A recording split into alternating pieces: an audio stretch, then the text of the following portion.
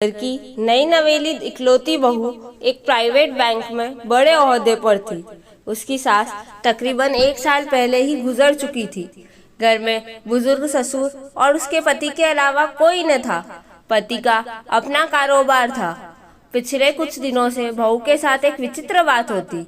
बहू जब जल्दी जल्दी घर का काम निपटाकर ऑफिस के लिए निकलती, ठीक उसी वक्त ससुर उसे आवाज देते और कहते, बहू मेरा चश्मा साफ कर मुझे देती जा।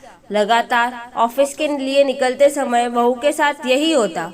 काम के दबाव और देर होने के कारण कभी कभी बहू मन ही मन जल्ला जाती, लेकिन फिर भी अपने ससुर को कुछ बोल नहीं पाती।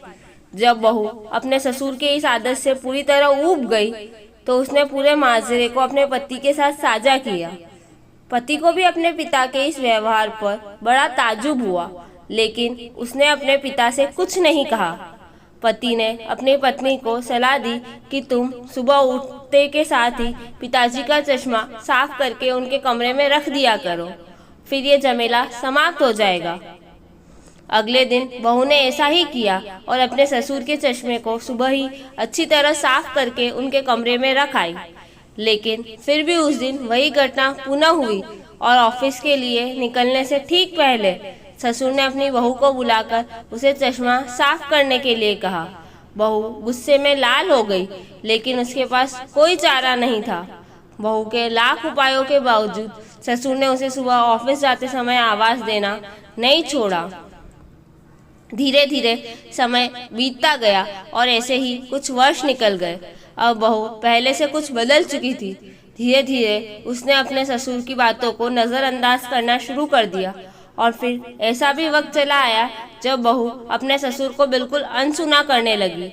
ससुर के कुछ बोलने पर वह कोई प्रतिक्रिया नहीं देती और बिल्कुल खामोशी से अपने काम में मस्त रहती। गुजरते वक्त के साथ ही एक दिन बेचारे बुजुर्ग ससुर भी गुजर गए।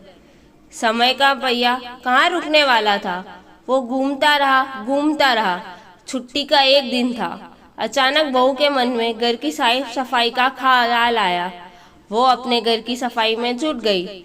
तभी सफाई के दौरान मृत ससुर की डायरी उसके हाथ लग गई।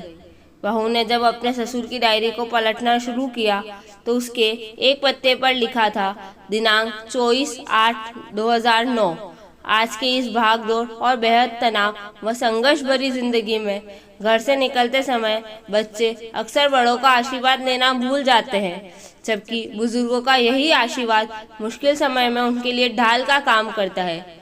बस इसलिए जब तुम चश्मा साफ कर मुझे देने के लिए झुकती थी तो मैं मन ही मन अपना हाथ तुम्हारे सिर पर रख देता था, क्योंकि मरने से पहले तुम्हारी सास ने मुझे कहा था, बहू को अपनी बेटी की तरह प्यार से रखना और उसे ये कभी भी मत महसूस होने देना कि वो अपने ससुराल में है और हम उसके माँ बाप नहीं हैं।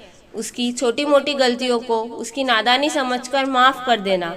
वैसे मेरा आशीष सदा तुम्हारे साथ है बेटा। डायरी पढ़कर बहू फूट फूट कर रोने लगी।